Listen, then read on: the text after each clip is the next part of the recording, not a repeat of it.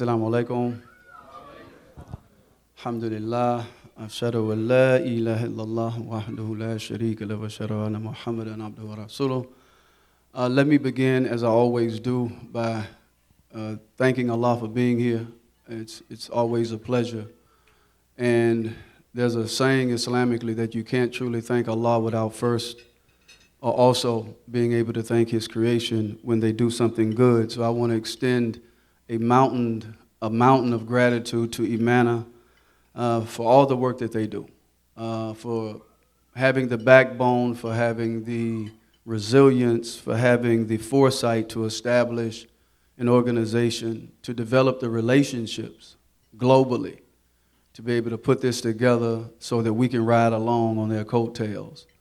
I was talking to someone the other day, and if it wasn't for organizations like this, and when we hear about these tragedies that are taking place globally, we would be hard-pressed to try to find ways to send money or to send support to these families.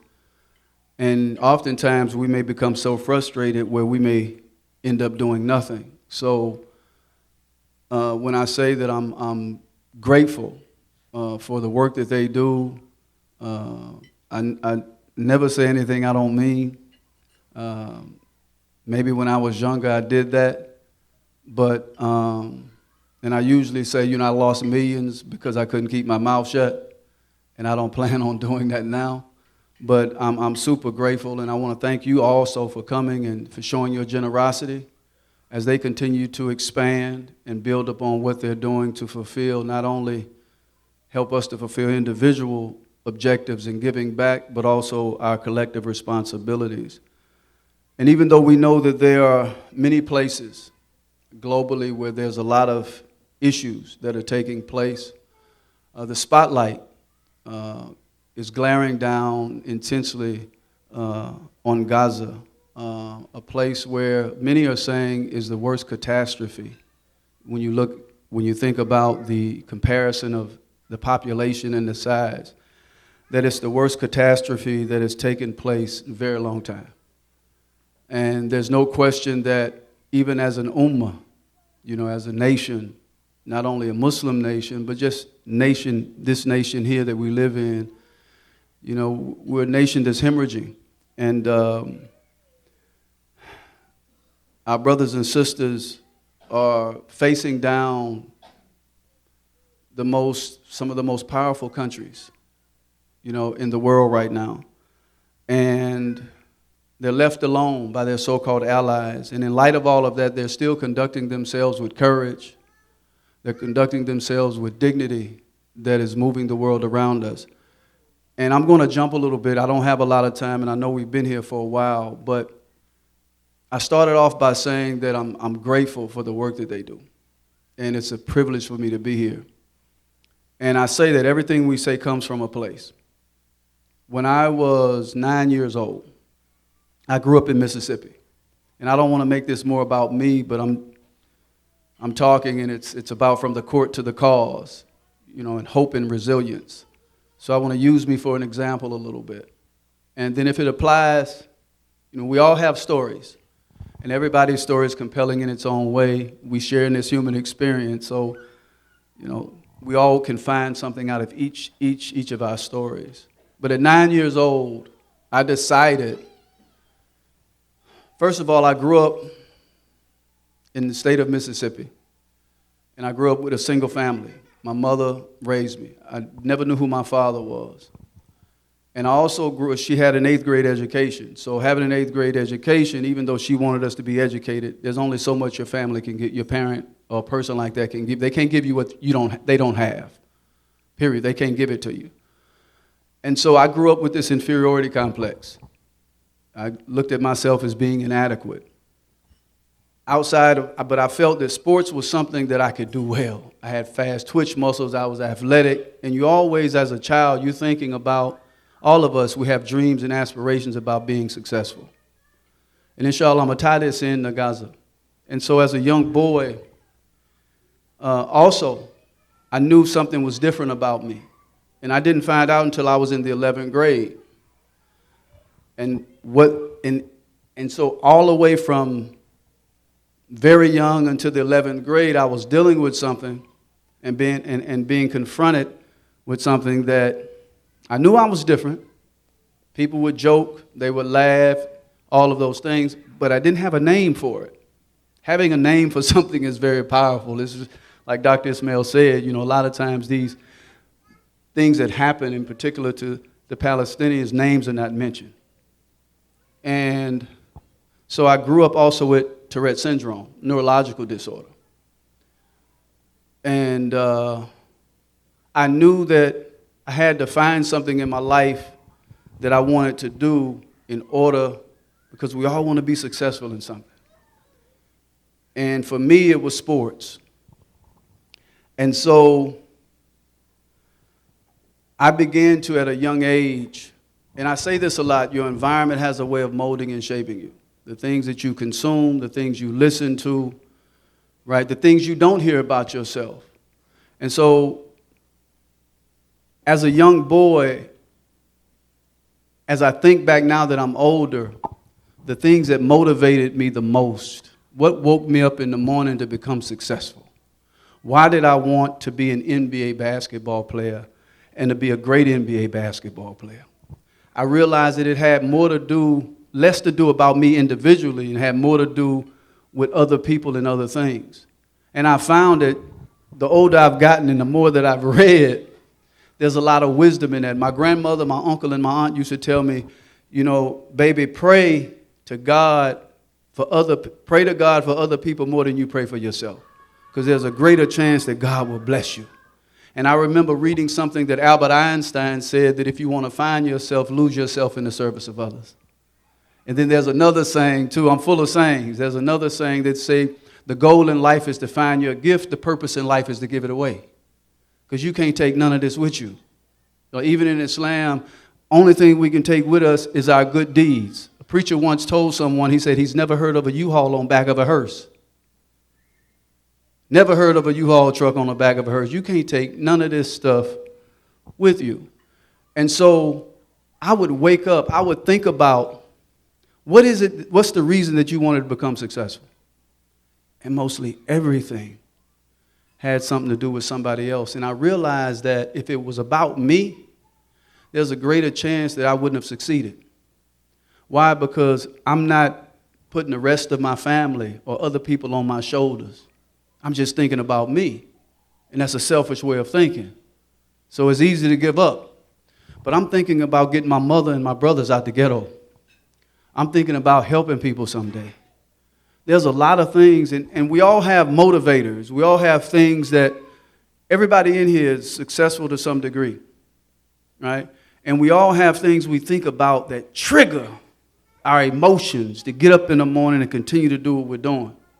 And there were many mornings when I was just like, man, I was crying like a baby. I didn't want to get up, especially having Tourette syndrome. Just waking up in the morning is a chore. Like if I touch this piece of wood and I hit it like that, and that hurt, that actually hurt my knuckles. And if I hit it and it doesn't, if my mind and my body don't feel like it's perfect, it doesn't roll off my knuckles right, I have to keep hitting it until it feels perfect. And it's just not with this, it's with basketball, it's with anything that it's with reading. If I'm reading something that don't make sense, if it doesn't roll off my lip, I have to keep doing it until all of those pieces are there before I can move to the next thing. So this is every day. So waking up in the morning, just getting out of the bed may take me, or out of the house may take me an hour. Going to the basketball court, dribbling up, messing up, bagging up, dribbling up, bagging up, may take me an hour. Get to the basketball court, I'm training, hour and a half, 2 hours, imagining invisible people. I'm working hard. They're always this close to the basketball. That may take an hour and a half. After the drill is over, I have a drill in my head. You got to make 10 shots. None of them could hit rim. I'm already huffing and puffing. I'm ready to go home. But I can't go home because the Tourette syndrome won't let me. Right? So I'm working hard. And the person is always this close when I dribble. And I'm trying to create space, get it off. I'm imagining getting hit, going up with the shot. I'm out there by myself. And so after going through all of that, you're talking about hours just to finish. And then Tourette's would say, now that you're tired, and I had so many near-death experiences, literally, and anything I tell you, I'm not exaggerating. I had so many near-death experiences training that I would wake up crying, like, I don't feel like doing this today. But I would have to find motivators, things to get me out of the bed, right, that was bigger than me every single day. And sometimes thinking about my mother wasn't the strongest idea. I had to think about an opponent that I know I'm going to have to meet someday. Or that wasn't strong. I had to think about helping people. And I would do this daily. It got to the point where I would go through that drill. If I had 10 shots, 9 of them were all net. The 10th one skimmed the rim and went in. I couldn't retake it and say 10. I had to start back at 0. That drill may take an hour and a half. I would leave the court on my way after I finished that drill. I mess up. I find myself back under the goal. I have to shoot it again. I would do that same drill twice. I said, I have to find another way. I have to improvise. So I started throwing. After I finished the drill, I would throw the ball towards my house.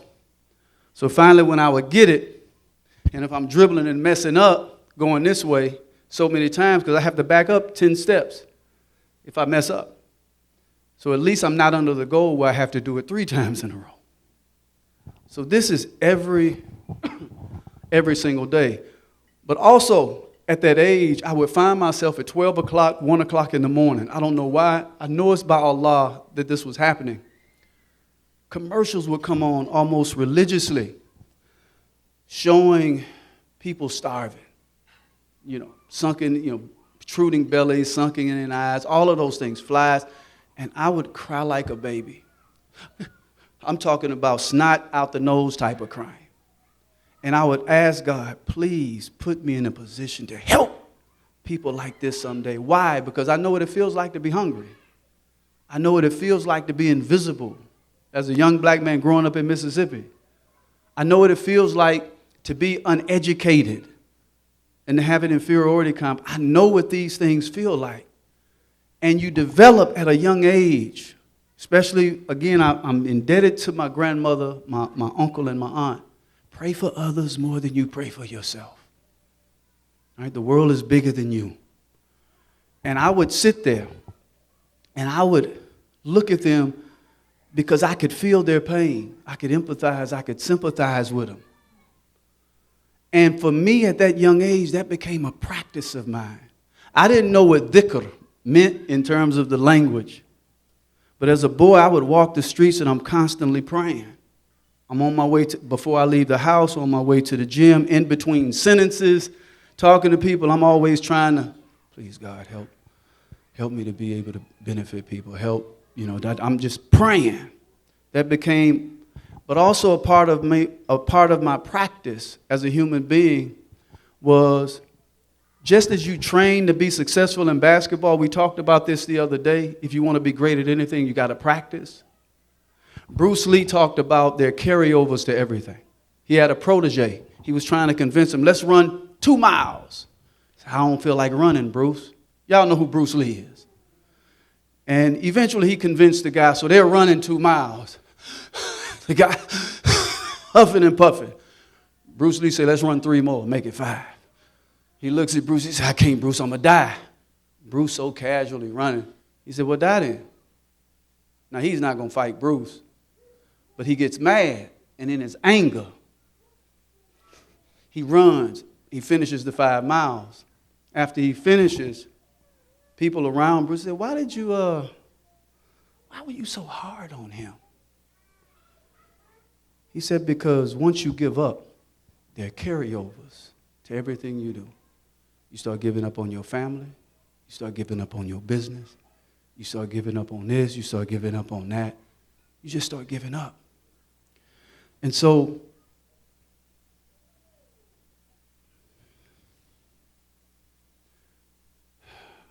how many minutes I got left? All right, alhamdulillah. Where was I? Help me, because I got stuck. What was the last thing I just said? Huh? Not giving up. Alhamdulillah. So for me, let me just jump here. I'm reading this and I'm looking, there are carryovers to every little thing we do as a human being.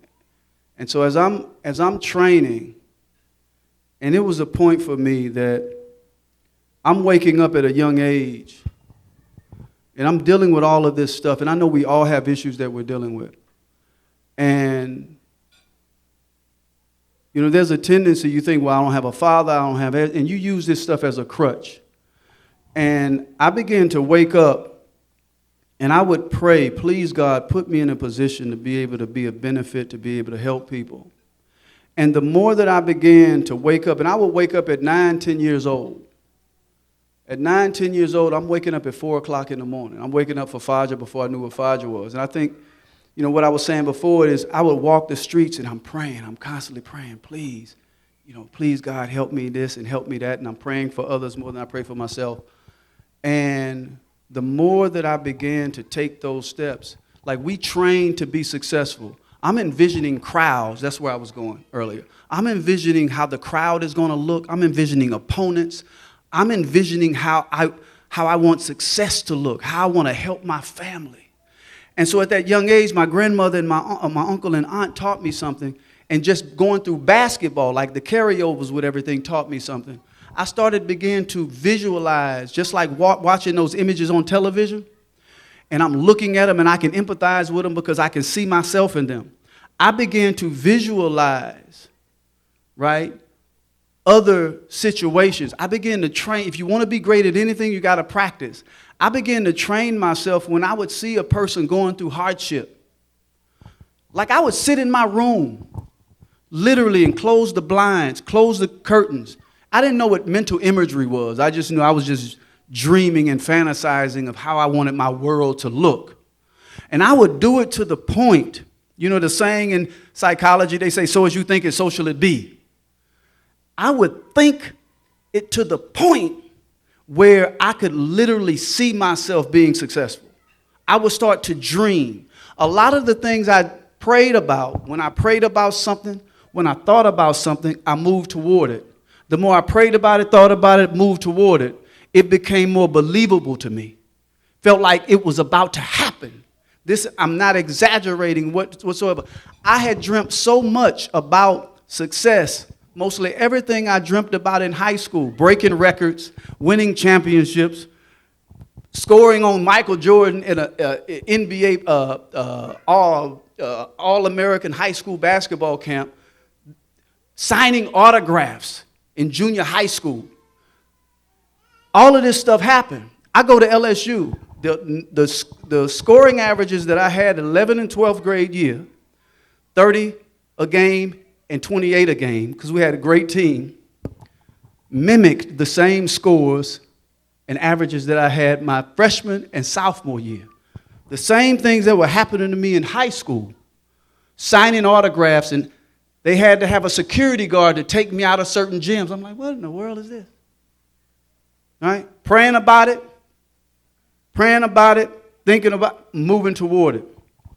Same thing was happening in LSU.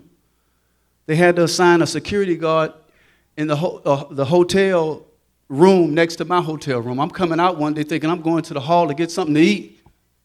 And I look and see his door open. He looks up.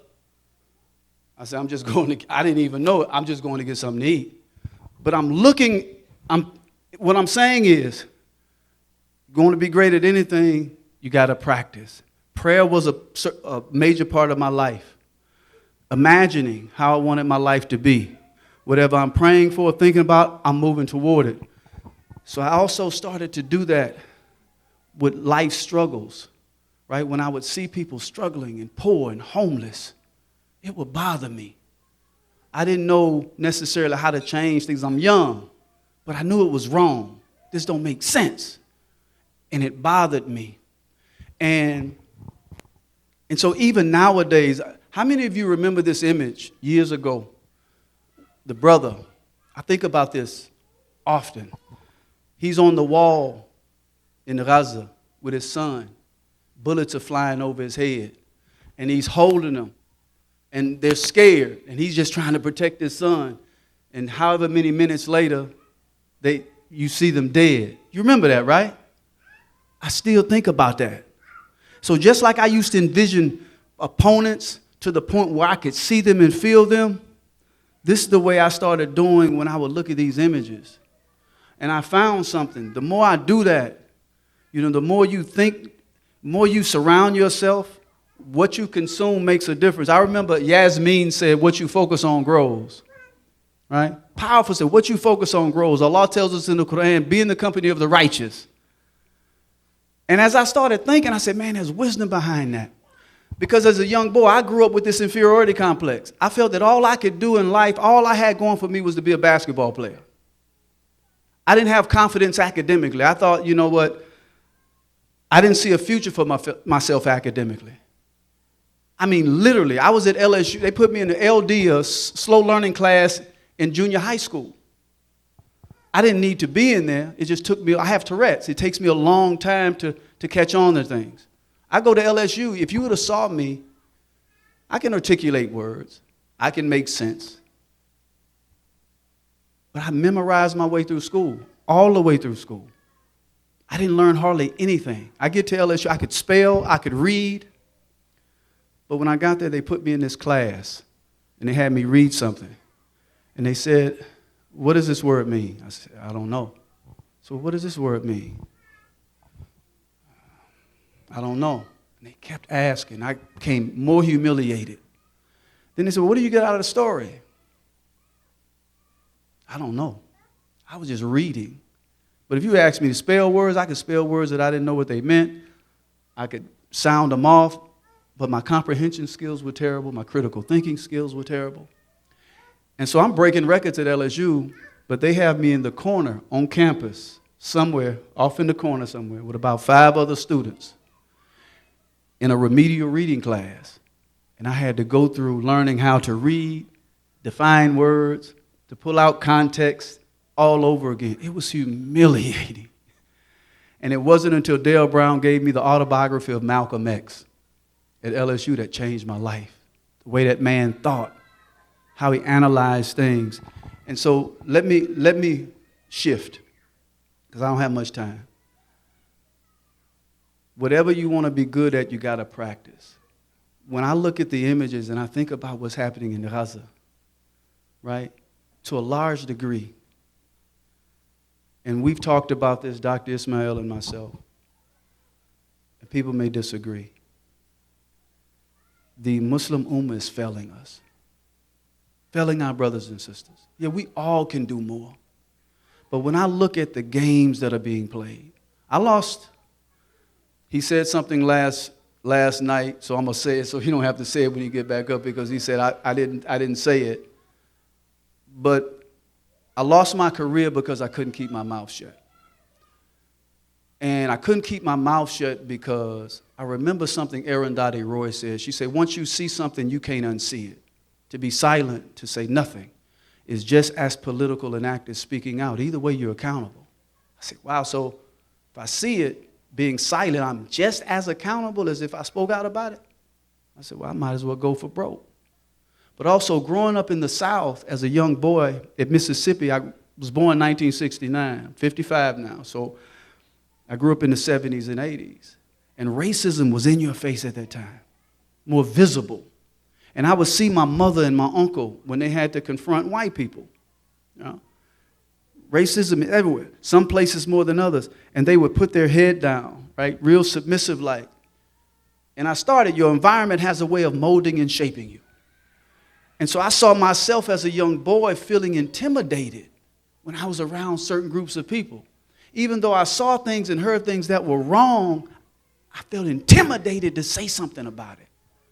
And I didn't like the way that made me feel as a young boy. And I said, man, I got to do something to get out of these handcuffs. I don't like the way, you should be able to say what you want to say and be confident about that. And so your environment has a way of molding and shaping you day in and day out. So after, and I'm going to shift, after I got that book of Malcolm and I'm analyzing his life, man, that's what I want. I want to have that type of courage. That type of spirit.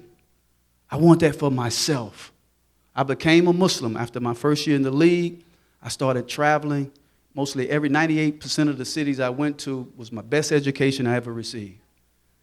Muslims would see me in the hotel lobby. I don't know how they know where you are. They'd be all the way in the, Assalamu alaikum, ma! Assalamu alaikum, brother. And at that time, I'm a people's person. I love people.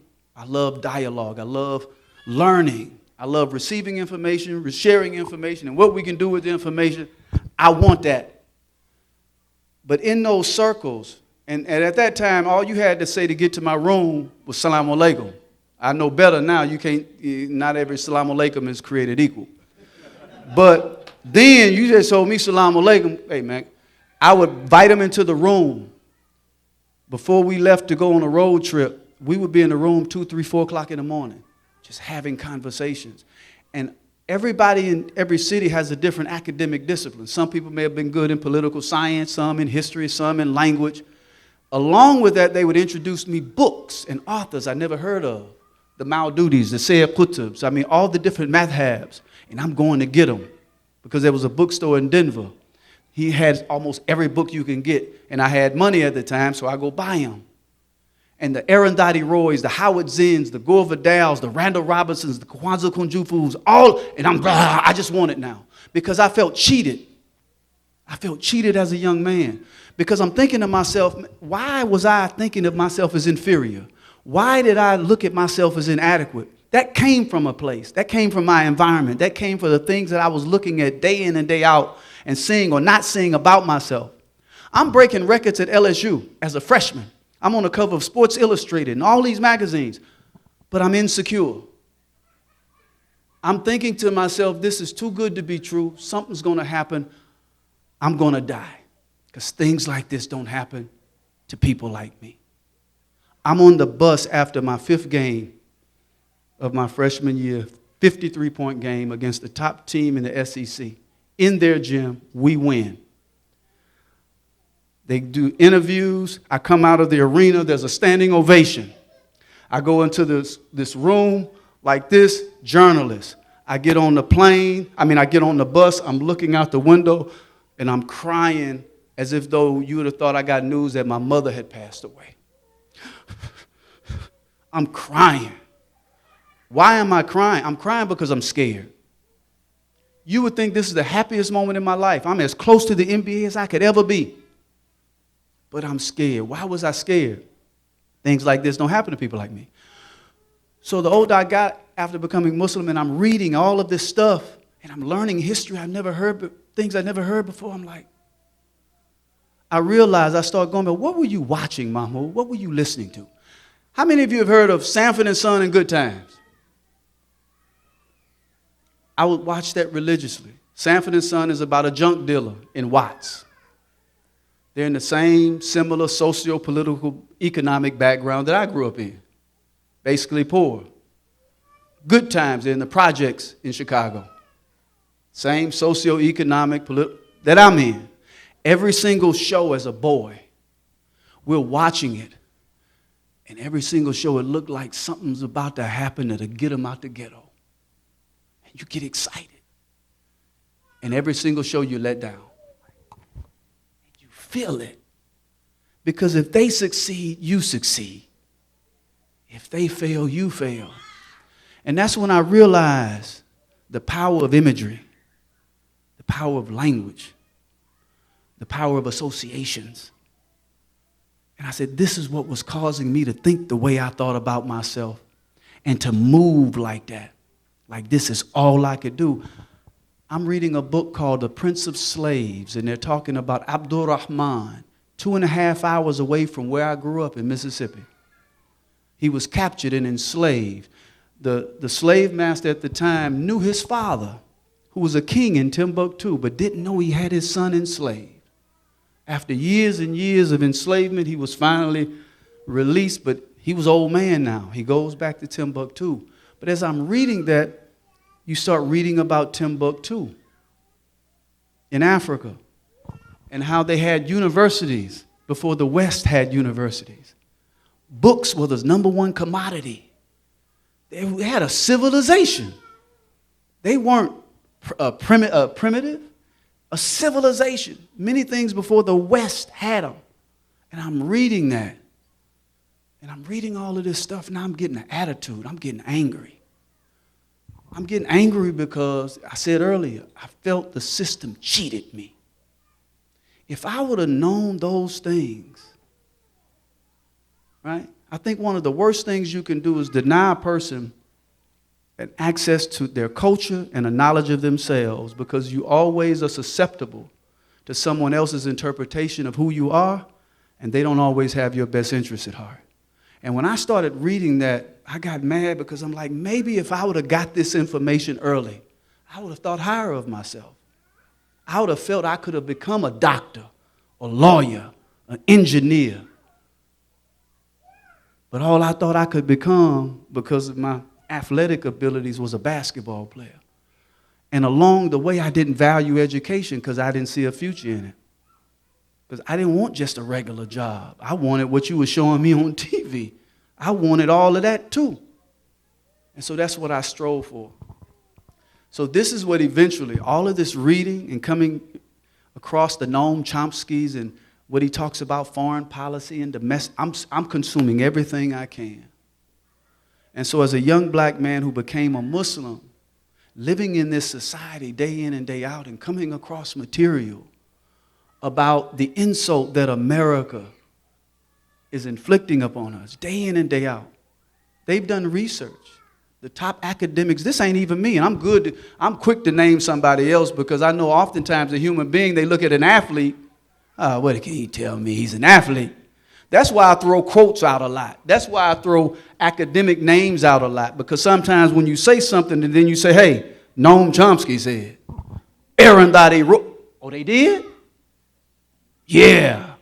It reinforces what I'm saying, and it makes it more believable. But they do studies. In 2024, it's worse now, segregation, in so many areas of our life than it was in the 50s and 60s. Statistically, but it's a facade that things are okay. This country, from its inception, has been at war 90-some% of its existence. There's so much wrong with it. And I've said this before. We continue to push for things. And now I'm speaking, and the same applies, whatever your faith is, right? Because Christianity has a history. Islam has a history. There's a history of, adhering to what God says. And then there's a history of secularizing God's word too, on both ends. But when I look at that, I remember something Chris Hedges says, but before I said it, we are pushing for things that as an experiment has failed. Democracy. So many scholars say democracy as an institution has failed us. Capitalism as an institution has failed us. Right? Military-industrial complex. Solving poverty. It's real simple. They say Saudi Arabia alone in 2 weeks makes about $13 billion. $13 billion by itself could pay off people's, I think the example that they gave in terms of, we have over 40-some million people that don't have medical insurance. It'll solve the problem. 2 weeks salary. I said, it's easy to solve, but you just don't want to solve it. It's a system behind keeping us in this perpetual cycle of oppression, which leads eventually, because when there's a disconnect from Allah, then there's a silence. When there's a silence, there's an action. And then it gives permission for these people, whoever they are in government, wherever they are, to continue the oppression, which eventually leads to what's happening in Gaza and all these other places, the Congo and Sudan. And then we become desensitized. We begin to normalize things. And this is what I've always tried to protect myself from, and I pray that we protect ourselves from. Right? We have a history as Muslims. When we hear about somebody passed away, what's the first thing we say? Inna lillahi wa inna ilayhi raji'un. To God that we belong, is to God should we return. And we should, rightfully so. We should feel that and believe it. But I usually do this skit. We're guilty also of being desensitized. So much is coming in. We see violence all the time. We see it, and it's hard. Right? It's about keeping a balance. If somebody gives me a card, a thank you card, I've learned over the years to process it like, wow, man, thank you. I appreciate that. And I mean it. Because I'm thinking, man, this person had to think about me. Then they had to earn money. I don't care if it was 50 cents or $1. They had to sacrifice that little money they had to get it. But then they had to go drive. All the time they spent, they had to think about something to write about it. Then they had to come in. That's a process that goes, I think like that. So when somebody dies, may Allah give them Jannah, bless your family, blah, blah, blah. Within about a minute or so, hey, man, you want to go shoot some pool? You want to go do this? I think like, man, this person, how are they so with Allah? Were they the breadwinner? Right? How many children did they have? How the wife going to feel? How it's going to affect the child? Because there are generational effects of killing, of a person dying. Even more so, there's generational effects of oppression and killing folks the way was happening in Gaza. Allah says this in Quran. Killing is worse. Oppression is worse than killing. Why? Because they're generational effects. When you're seeing something every single, like me growing up, seeing my mother and my family put their head down, doors shut, right? Can't do this, can't do this, can't do this. This stuff bears, you seeing it. These are people you love, you admire. In private, you know, that you also have a certain fear, right? And you admire them, but in society don't. And so you feel, well, just to survive, just to get through, I got to survive. I got to play the game. I don't want to play the game no more. I remember looking at this movie, 12 Years a Slave. One person was saying, hey, man, we got to do something. The other two was like, man, shut up, man. Take it easy. Just play the game. Survive.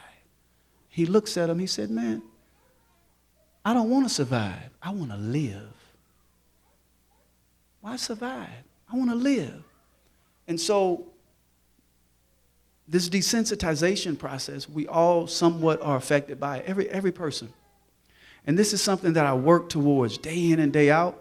Just like I envision success, I watch these children to the point I don't turn my head.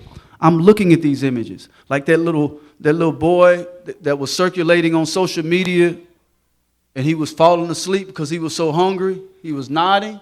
I don't know if you remember. I don't look away. I'm looking. And I'm internalizing. And I'm thinking about all the conditions that created that. Our silence, our inaction. I'm just thinking about, and I'm looking at him to the point, if I don't feel it, if I'm looking and I don't feel the hurt, I keep looking. I keep looking until I feel the hurt. Just like brother was saying, when you spin until it hurts. I look at him till it hurts. I conjure up in my head all the things I could, just like when I was trying to get up out of the bed. I didn't want to get up out of bed. I got to go, man, take care of my mama. Man, I got to go do this. I'm looking at it till it hurts. And then all of a sudden I start crying. Then all of a sudden I get mad. And through the crying and the hurt and the madness, that's something that has propelled me to be able to step up and do something. Because everything's about training. All the way in the Quran, 2 more minutes. All the way in the Quran, every time Allah, a lot of places where Allah mentions spending, He ends up mentioning fighting. Why? Like we pray, we fast, we give. Beautiful. We must continue. But everything in the Quran, Allah is pushing us to something greater. Allah says, أَرَأَيْتَ الَّذِي يُكَذِّبُ بِالدِّينِ فَذَلِكَ الَّذِي يَدْعُ الْيَتِيمَ وَلَا يَحُضُّ عَلَىٰ طَعَامِ الْمِسْكِينِ فَوَيْلٌ لِلْمُصَلِّينَ الَّذِينَ هُمْ عَنْ صَلَاتِهِمْ. You know the rest. Do you see those who lie about their attachment to this deen? They push the orphan away and don't encourage the feeding of the needy. وَيْلٌ لِلْمُصَلِّينَ. Misery to those praying ones. Why did Allah begin with, do you see those who lie? And then He goes right into 2 groups of people which are the most vulnerable people on the face of the planet, the orphans and the needy. As if to say, if you neglect your responsibility to these suffering people, وَيْلٌ لِلْمُصَلِّينَ. Misery to you and your prayers. They're just bodily motions. They're like robots going up. Because prayer has an association with action. Giving has an association with action. For every verse on rituals, Allah mentions 100 verses dealing with the social, political, economic, military components of life. There's a 100-to-1 ratio. The methodology is, technically, that's the meat of the salah. They asked an imam once, why of all the imams you pray the shortest prayers? Your prayers are short. Qul huwallahu ahad prayers, right? Why? Why don't you? He said, because the prayer begins when it ends. If we measure up all 5 prayers and we say a lengthy prayer, maybe an hour a day.